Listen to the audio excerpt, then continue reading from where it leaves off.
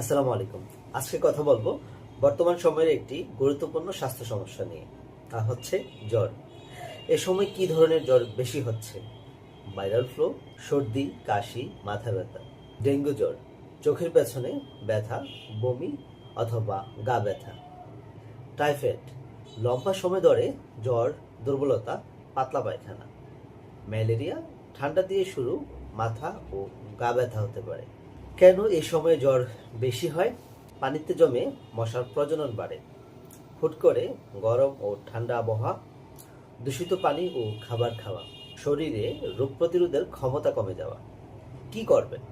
প্রচুর পরিমাণে পানি পান করুন, বিশ্রাম নিন, ঘর পরিষ্কার রাখুন, মশারি ব্যবহার করুন, নিজে ও বাচ্চাদের হাইজিন রাখুন।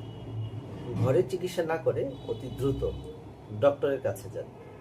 যা করবেন না, নিজে নিজে অ্যান্টিবায়োটিক খাবেন না, বারবার প্যারাসিটামল দিয়ে জ্বর চেপে রাখবেন না, অনলাইনে ভুল তথ্য দেখে নিজে নিজে ঘরোয়া চিকিৎসা নেবেন না। আপনার যদি গায়ে ব্যথা, চোখে ব্যথা অথবা প্রচুর জ্বর থেকে থাকে, তাহলে দেরি না করে ডক্টরের পরামর্শ নিন। আপনার সুস্থতা আমাদের কাম্য, তাই ভিডিওটি ভালো লাগলে শেয়ার করুন যেন অন্যরাও সচেতন হতে পারে।